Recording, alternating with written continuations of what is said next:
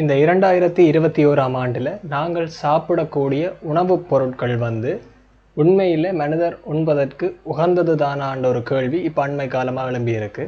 அதுக்கான காரணங்களையும் Nestle company தொடர்பான ஒரு பிரச்சனையையும் இந்த வீடியோவில் பார்க்கலாம்.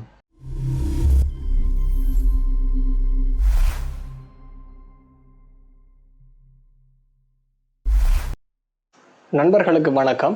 நீங்கள் எங்களுடைய சேனலுக்கு சப்ஸ்கிரைப் பண்ணியிருந்தீங்களா உங்களுக்கு மனமார்ந்த நன்றி. இந்த 2021ஆம் ஆண்டில் பலவிதமான உணவுகளை சாப்பிட்றோம்.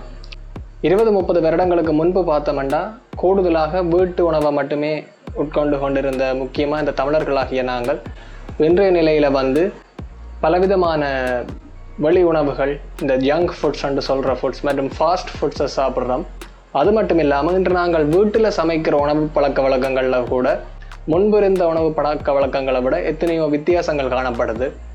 எங்களுடைய அப்பா அம்மா, எங்களுடைய அப்பா சாப்பிட்ட எத்தனையோ உணவுகளை நாங்கள் இன்றைக்கு சாப்பிட்றோமான்னு கேட்டால் கேள்விக்குறிதான். இன்னும் சொல்லப்போனால் அந்த உணவு வகைகளில் பல உணவுகளை நாங்கள் பார்த்தது கூட கிடையாது.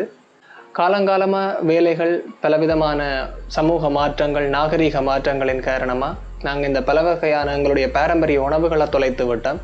வெளிநாட்டு மோகம் மற்றும் வெளிநாட்டு உணவுப் பொருட்களின் வரவின் காரணமாக ஊரில் உள்ள உணவுகளின் மதிப்பும் குறைந்து விட்டது.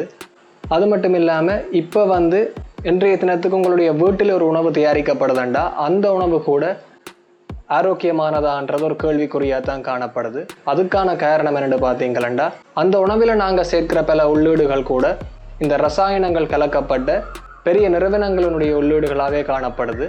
அது மட்டும் இல்லாமல் நாங்கள் வாங்குகிற காய்கறிகளில் கூட இன்றைக்கு பூச்சி மருந்துகள், பூச்சிக்கொல்லிகள் பாவிக்கப்படுவதனால அந்த காய்கறிகள் கூட ஒரு விதத்தில் விஷமாகவே மாறிவிட்டது. அந்த விதத்தில் நாங்கள் தயாரிக்கின்ற, நாங்கள் உண்கின்ற உணவு தொடர்பான ஒரு கவனம் எங்களுக்கு கட்டாயம் இருந்தாக வேண்டும். முக்கியமாக இந்த கொரோனா சிச்சுவேஷன் இருக்கிற இந்த நேரத்தில் எங்களுடைய உடல் நலத்தில் நாங்கள் கவனத்தை செலுத்த வேண்டிய விடயத்தில், நாங்கள் உட்கொள்கிற உணவுகள் விடயத்திலையும் நாங்கள் ஆரோக்கியமான உணவுகளை உண்ண வேண்டிய கட்டாயத்தில் இருக்கிறோம். ஸோ இந்த நிலையில் நெஸ்லே நிறுவனத்தை பற்றி அதிர்ச்சிகரமான ஒரு ரிப்போர்ட் நெட்டில் ரிலீஸ் ஆச்சு. அதை ஃபினான்சியல் டைம்ஸ் என்று சொல்கிற ஒரு நியூஸ் ரிப்போர்ட் சேனல் ரிலீஸ் பண்ணியிருந்தாங்க. அது நெஸ்லே நிறுவன ஊழியர்கள்ட்ட இருந்தே வெளியில் கிடைக்கப்பெற்ற தகவலை தான் அவங்க ரிலீஸ் பண்ணியிருந்தாங்க. அது என்ன சொல்லுதுண்டா, நெஸ்லே நிறுவனம் தயாரிக்கக்கூடிய உணவு பண்டங்களில் 60% மேற்பட்டவை மனிதர்கள் உண்பதற்கு உகந்ததல்லன்ற மாதிரி அந்த ரிப்போர்ட் சொல்லி இருக்குது. இது மொத்த உலகத்திலேயுமே ஒரு அதிர்ச்சிகரமான விடயமாக இப்போ போய்கொண்டிருக்குது. இந்த நிலையில் இந்த நெஸ்லே நிறுவனத்தை பற்றி முதல்ல பார்த்தோம்னா, இந்த நெஸ்லே நிறுவனம் கிட்டத்தட்ட 1860 காலப்பகுதிகளிலேயே ஆரம்பமாகிவிட்டது.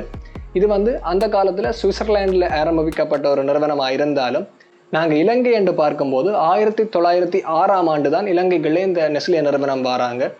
இன்று 2021 இவர்களுக்கு 115 ஆண்டு காலத்தை இலங்கையில் நிறைவு செஞ்சுருக்காங்க.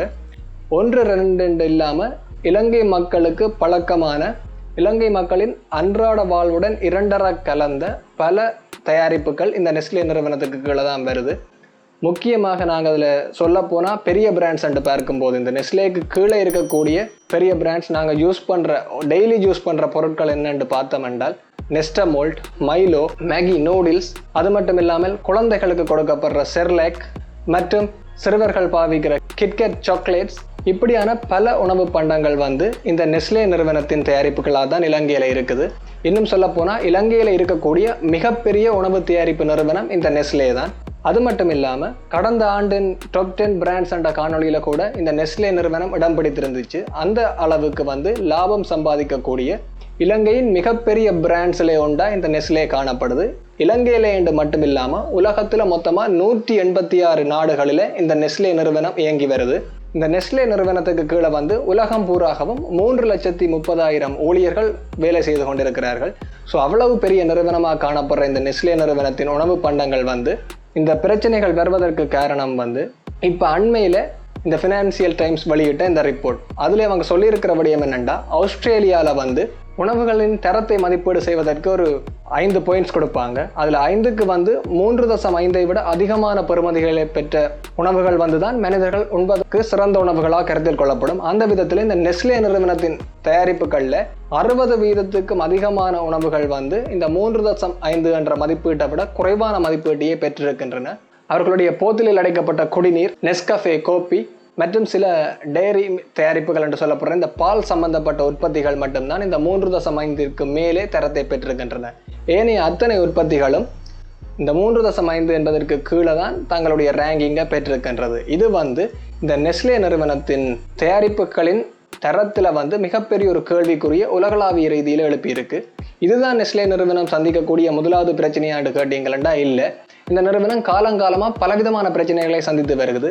இப்போ அண்மையில் கூட 2015ஆம் ஆண்டு இந்தியாவில் இந்த நெஸ்லே மேகி நூடுல்ஸுக்கு எதிராக ஒரு தர கட்டுப்பாட்டு பிரச்சனை நிகழ்ந்த போது அவர்கள் அதை ஒத்துக்கொண்டு தாங்கள் இப்போ அந்த இன்க்ரீடியன்ஸை சேர்க்கறதில்லை, இனி புதுசாக ஹெல்தியான இன்க்ரீடியன்ஸை சேர்க்கிறோம்னு சொல்லி பல கோடி ரூபாய் செலவில் மறுபடியும் விளம்பரம் பண்ணி இப்போ இந்தியாவில் மேகி நூடுல்ஸ் இன்றைக்கும் விற்று கொண்டிருக்கிறாங்க.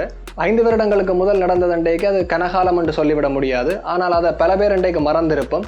ஆனால் யோசித்து பார்த்தா நாங்கள் இதை நியூஸில் எங்கேயோ பார்த்ததண்டு எங்களுக்கே ஞாபகம் வரும். அது மட்டும் இல்லாமல் இதுக்கு முதல் கூட யூரோப்பிய நாடுகளில் இவர்களுடைய பால் தயாரிப்புகள் கூட தாய்ப்பாலை கொச்சைப்படுத்துகிற விதமாக இருக்குன்னு பல பிரச்சனைகள் நடந்திருக்கின்றது. இதையெல்லாம் நீங்கள் நெட்டில் சர்ச் பண்ணினா நீங்களே பார்த்து கொள்ள முடியும். காலங்காலமாக பல நாடுகளில் இவர்களுடைய உணவு தயாரிப்புகளில் சில தயாரிப்புகள் இல்லை மொத்தமாக எல்லா தயாரிப்புகளும் கேள்விக்குறிக்குள்ளாக்கப்பட்டிருக்கின்றது. இவர்களுடைய நூடுல்ஸ், கிட்கேட், சாக்லேட்ஸ் இப்படியான தயாரிப்புகள் பல நாடுகளில் இன்றும் பேன் பண்ணக்கூடிய கட்டத்தில் நிற்கின்றது. இது இந்த நெஸ்லே நிறுவனத்துக்கு மட்டும்தான் இந்த பிரச்சனையாண்டு பார்த்தீங்களா? நெஸ்லே நிறுவனத்தினுடைய இந்த தகவல்கள் மட்டும்தான் இன்றைக்கு வெளியாகி இருக்கின்றது. ஆனால் நாங்கள் உட்கொள்கின்ற இன்னும் பல இப்படியான கோஆப்ரேட் பிராண்ட்ஸாக கருதப்படுற பெரிய நிறுவனங்களுடைய உணவுகளை நாங்கள் கொஞ்சம் அவதானத்தோடையே எடுத்துக்கொள்ள வேண்டும். ஏனென்றா அதில் கூட என்ன மாதிரியான உள்ளீடுகளை அவங்க பயன்படுத்துகிறாங்கன்றது தெளிவாக சாதாரண மக்களுக்கு புரியும் விதத்தில் இருப்பதில்லை. நீங்கள் பார்க்க போனீங்களா ஒரு தயாரிப்பினுடைய உள்ளீடுகளை நாங்கள் பல பேர் பார்க்குறதே இல்லை. அப்படி பார்க்கும்போது கூட அதில் ரசாயன பேரை தான் பயன்படுத்தி இருப்பாங்க. அந்த ரசாயன பேருக்கான உண்மையான நாங்கள் பொது வழக்கில் பயன்படுத்துகிற பேர் என்னன்றதை அதில் மென்ஷன் பண்ணி இருக்காததால் நாங்கள் அதை ஏதோ ஒரு சுவையூட்டி போல் நச்சிட்டு விட்டுருவோம். ஆனால் அது சில சமயங்களில் உணவுகளில் சேர்க்கப்படக்கூடாத பல ரசாயனங்களாக கூட இருக்கலாம். ஸோ இந்த பிரச்சனையில் இருந்தாவது நாங்கள் எங்களுடைய உடல் நலத்திலே ஒரு அக்கறை எடுத்துக்கொண்டு நாங்கள் இந்த நெஸ்லே தயாரிப்புகள் என்று மட்டுமில்லை, நாங்கள் உட்கொள்ளக்கூடிய இந்த பிராண்ட்ஸினுடைய பொது செய்து வரப்படுகின்ற எந்த உணவாக இருந்தாலும் அதில் சேர்க்கப்படுற உள்ளீடுகள் தொடர்பாகவும் அந்த உணவு செய்யப்படுற தரம் தொடர்பாகவும் கவனத்தை எடுத்து எங்களுடைய உடல் நலத்தை நாங்கள் காத்து கொள்ள வேண்டும். ஸோ அவ்வளோதான் நண்பர்களே, இந்த உணவு சம்பந்தமாக நான் சொல்ல வந்த இந்த விழிப்புணர்வு காணொலியின் உள்ளடங்கிய விடயங்கள். ஸோ இந்த காணொலி உங்களுக்கு பிடித்திருந்தால் மறக்காமல் லைக் பண்ணுங்கள். இந்த காணொலியை அனைவருடனும் பகிர்ந்து அவர்களும் இந்த உணவு தொடர்பான ஒரு விழிப்புணர்வை பெற்றுக்கொள்ள உதவி செய்யுங்க. மற்றும் ஒரு காணொலியில் உங்களை சந்திக்கும் வரை உங்களிடமிருந்து விடைபெறும் நான் VelKaja. நன்றி, வணக்கம்.